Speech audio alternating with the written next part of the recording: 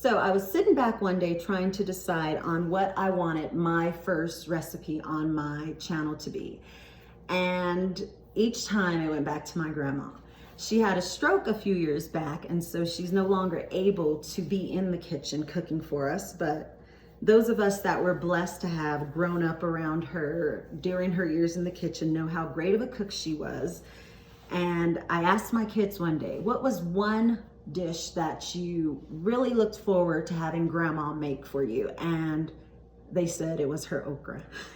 And it's so weird because when you think about okra, not a lot of kids like okra. It has kind of a texture that some people are turned off by, although I love it. My kids love it. They eat it boiled, they eat it fried, they eat it stewed, they eat it however I make it, they eat okra.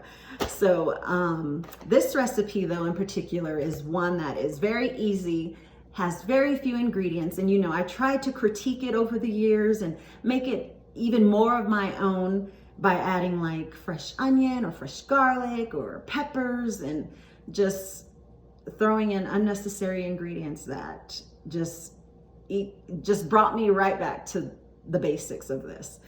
And it kind of puts me in the mind of like a cornbread and okra mixture enhanced by the tomato flavor, but it is such a good recipe, and I hope you enjoy it. Let's go over the ingredients.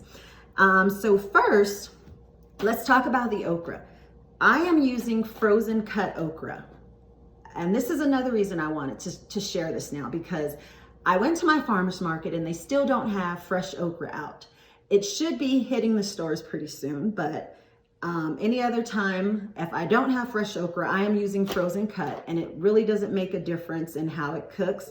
If anything, I think the fresh okra takes a little bit more liquid to cook down, but for the most part, it cooks exactly the same. So before I forget, you can find this written recipe over on my blog at myinspiredaccounts.com.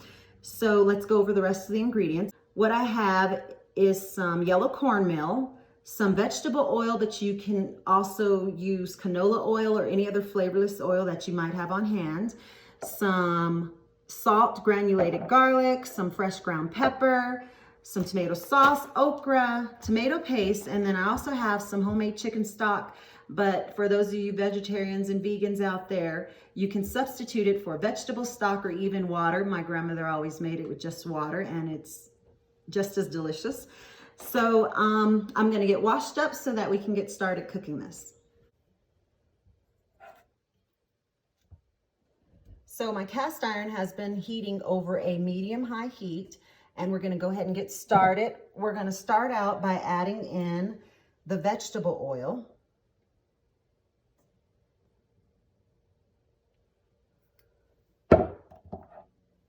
And the cornmeal. As you can see, it's starting to cook down some already.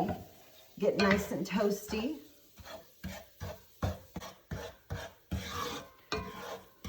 So I'm trying to get the cornmeal to get a bit toasty before I add in the okra. And this sort of helps to add to the flavor of the overall dish. But you do not want to burn it. If you end up burning your cornmeal at this stage, you will have to start over. So now I'm going to take my okra and I'm going to add it to the hot skillet. We are cooking now. Okay, so this may not make any sense to you at all with frozen okra in a hot skillet, but I've done it both ways where I've defrosted the okra before I did it, and it really didn't make that much of a difference. So I don't waste the time trying to defrost it. I just prop it on in and it cooks just fine for me. The skillet is hot enough anyway so that it will cause it to cook down and defrost really easily. So I'm just giving this a toss. So as you can see, I've just been continuing to toss the okra in with the cornmeal and the oil, getting it all nicely coated. And the okra is already starting to defrost. So what I'm going to do now is I'm going to press this down Make sure your cast iron is well seasoned so that way it doesn't stick to the bottom of your pot. Another one of Grandma's secrets. So I am pressing this down.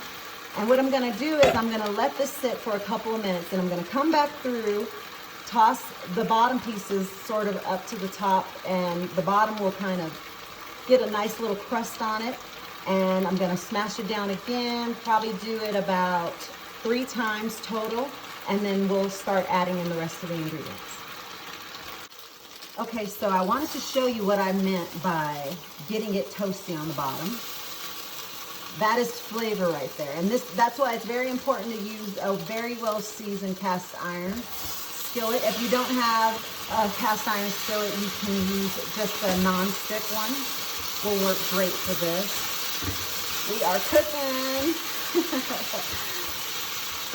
And it smells like my grandmother's house. See, that's why it's important to get into the kitchen, have your kids in the kitchen with you, because just the smell, the aroma from this food takes me right back to my grandma's kitchen. Okay, this looks good enough to move on. It's all my okra is thawed. That's why I said again, why you don't need to unthaw it. It cooks down very fast.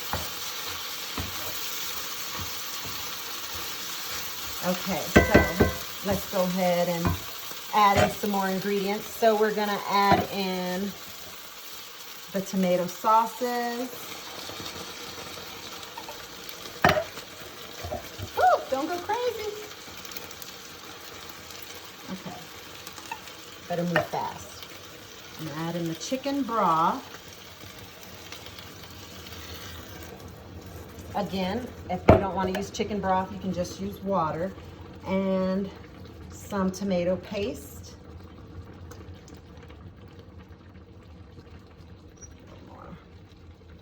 And all of my seasonings. Very, very simple, right? I mean, there's nothing complicated about this dish. I'm just gonna start out with a bit.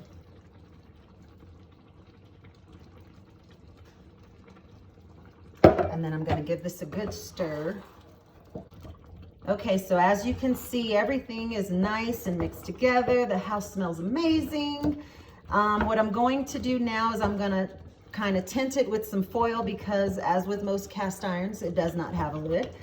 So I'm gonna tint it with the foil, turn it down to a medium-low, allow it to cook, and I'll keep showing you as I go along the texture that you're looking for. But if you start to notice it's getting too dry, then you can always add in more liquid.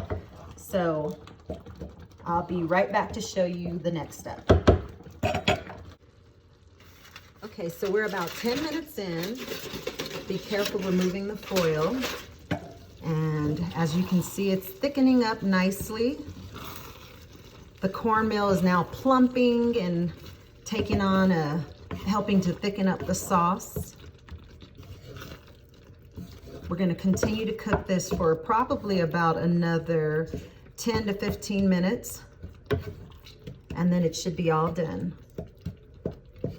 Okay, so my okra is now done. I went ahead and cooked mine for about an extra 5 minutes to help it thicken a little more, and I set it aside to cool slightly. I'm gonna be serving it tonight with some chicken and some potatoes, but it goes well with so many different dishes on the side, or even just as a snack as it is. The kids, they come home in the evening. If there's any leftovers, they will warm it up the next day and eat it as a leftover dish as well.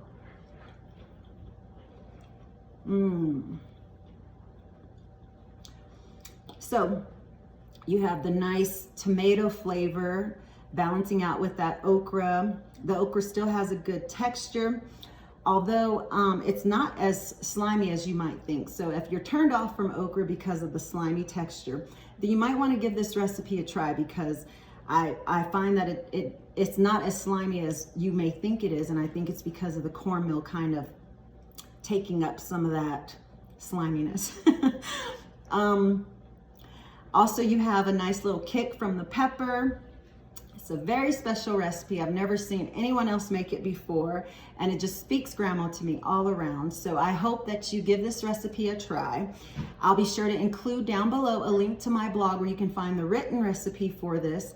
And it's been fun spending time with you in my kitchen, sharing this recipe with you, and I hope to see you again next time. Bye.